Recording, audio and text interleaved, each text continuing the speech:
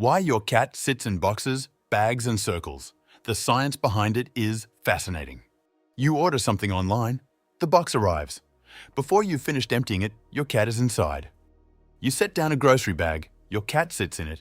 You draw a circle on the floor with tape, a ring maybe 12 inches wide, and you watch your cat step directly into it and sit down like they've been assigned a post. This is one of the most universal and most photographed behaviors in cat ownership. It's beloved, it's funny, it's completely predictable, and almost no one actually understands why it happens. The explanation, when you get into the science of it, is not about curiosity or warmth or personality quirks. It's about something deeper in how a cat's brain experiences safety, threat, and control over their environment. And once you understand it, you'll never look at the box-sitting cat the same way. You'll see something entirely different. 1. Enclosed spaces reduce the threat perimeter a cat has to monitor.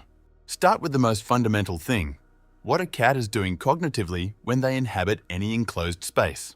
A cat in open space has to monitor 360 degrees.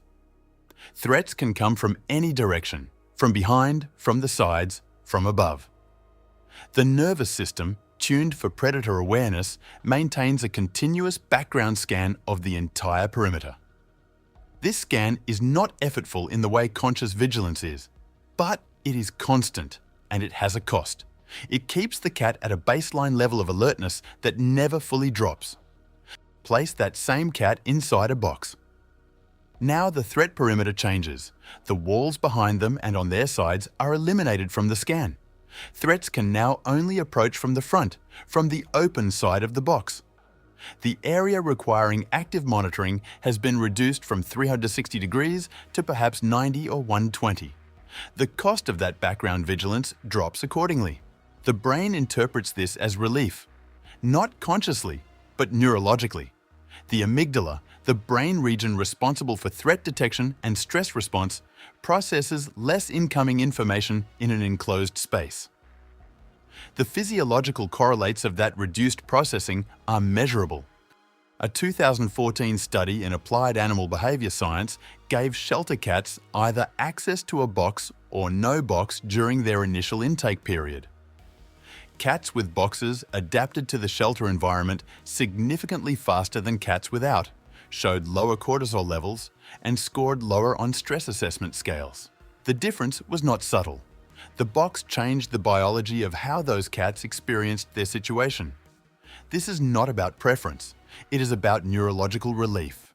2. The smaller, the better. And this surprises everyone.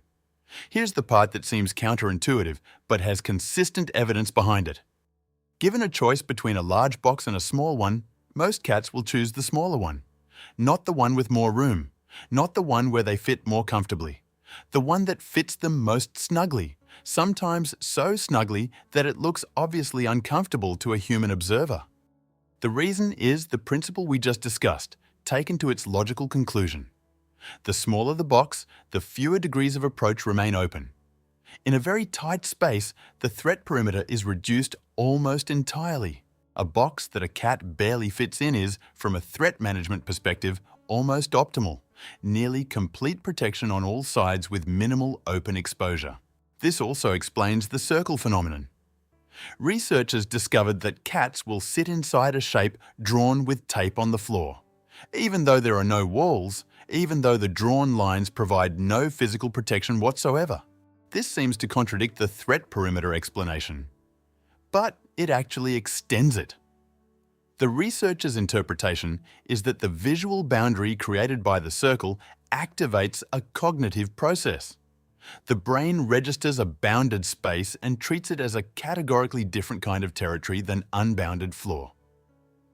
The boundary is not physical, but the effect, at some level of processing, is similar. The circle cat is not confused. They're responding to a spatial signal that their brain interprets as enclosure. They're sitting inside the representation of safety, not just the physical version of it. 3.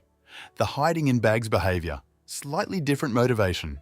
Bags, paper bags, grocery bags, open tote bags, duffel bags left partially open, attract cats in a way that is subtly distinct from boxes and circles. Bags combine the enclosed space features we've discussed with two additional sensory elements: scent and sound. Paper bags especially carry the scent of wherever they've been: grocery stores, cardboard storage rooms, other environments your cat hasn't visited, but whose chemical signatures are novel and interesting. For a scent-driven animal, a bag is an olfactory event. The investigation of a new bag is partly the same motivation as the investigation of a new box: enclosed space, reduced threat perimeter, and partly sensory exploration of a novel and information-rich object. The sound component is also relevant. Paper and certain soft plastic materials produce crinkly, rustling sounds when moved. Sounds that share acoustic properties with the movement of small prey animals through foliage or dry grass. Sitting inside a bag that shifts and crinkles with the cat's movement creates a continuous, low-level, hunting-adjacent sensory experience. This is why bags specifically often produce the play response that boxes sometimes don't. A cat inside a paper bag is in an enclosed space that also sounds like prey is nearby. That combination is genuinely irresistible from a neurological standpoint. 4. Why cats choose these spots when they're stressed. The behavior we've been describing is a baseline comfort-seeking behavior, something cats do when they're in a good state and there happens to be a box or bag available. But the same behavior has a stress version that carries different information, and knowing the difference matters. Cats who are experiencing ongoing anxiety or stress in their environment seek enclosed spaces with significantly higher frequency and urgency than comfortable cats. A cat who has always occasionally sat in boxes but is now spending most of their time in the back of a closet, or under the bed, or inside any enclosed space they can access, and who is doing this in a pattern that has shifted from baseline, is using the same neurological mechanism, but because their baseline level of threat perception has elevated.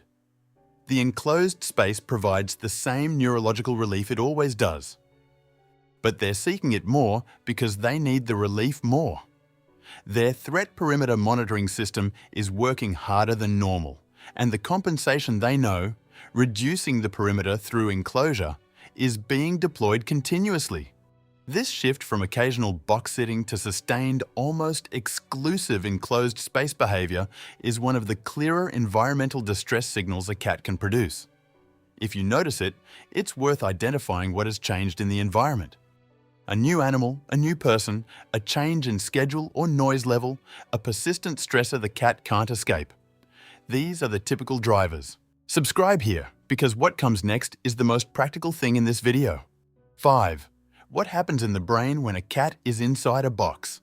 Let's go deeper into the neuroscience, because this is the part that explains everything else. The cat's stress response system operates through the hypothalamic pituitary adrenal axis, the same system that governs cortisol production in humans. When threat-relevant stimuli are detected, cortisol rises. When threat-relevant stimuli are reduced or absent, cortisol has the opportunity to decrease. Being inside a well-fitting box reduces the incoming stimuli that the threat detection system registers as potentially significant.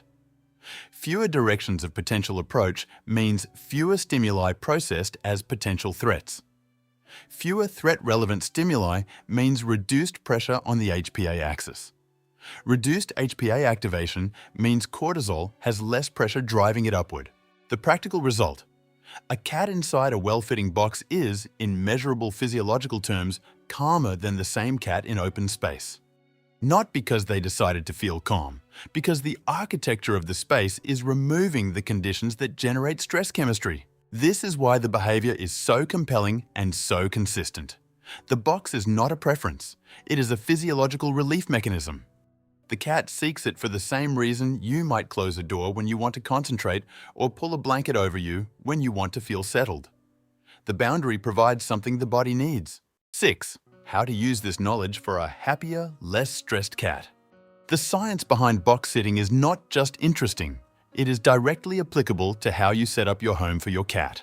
Cats who have access to enclosed resting spaces, box-like cat beds, enclosed cat houses, covered beds with small openings, paper bags and boxes left intentionally, show measurably lower baseline stress markers than cats who sleep only on exposed surfaces. This finding has been replicated in shelter, laboratory, and home environments consistently enough to make it a standard recommendation in feline environmental enrichment guidelines. The size matters. Smaller, snugger spaces are preferable to large ones. The location matters. Enclosed spaces positioned where the cat can see the room's entry points from inside provide both enclosure and surveillance. The optimal combination. The number matters too. Cats in multi-cat households or in homes where there are other stressors benefit from having multiple enclosed spaces in different rooms. When a cat feels cornered or overstimulated in one location and cannot access their preferred enclosed space because another animal is using it, the stress response rises. Redundancy in enclosed spaces reduces conflict and baseline stress simultaneously. You don't need expensive cat furniture to accomplish this. A cardboard box with a front opening placed on a low shelf or table where your cat can see the room from inside it costs nothing and provides significant physiological benefit. 7. The specific cat that you just thought of. You probably have a mental image of a specific cat in a specific box right now. The one who appears in the Amazon box before you finished unpacking it. The one who tries to fit into something obviously too small and insists on it anyway. The one who detected the tape circle experiment online and immediately tried to get into the circle on the video screen. That cat isn't silly. That cat is efficient.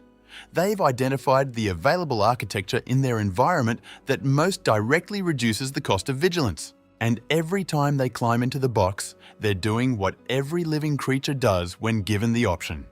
Choosing the state that requires the least effort to feel safe. The box tells you something about your cat's brain that is, in the end, quite touching. All that vigilance they carry, the constant background monitoring, the endless environmental assessment, the never quite fully off awareness of what's around them, the box turns it down. Inside the box for a while, the nervous system rests. And that cat who won't stop sitting in the box you need for something else? They found the thing in your home that makes them feel the most at ease. The least you can do is get them their own. Subscribe if this changed how you see the strange, funny, perfectly logical things your cat does every day.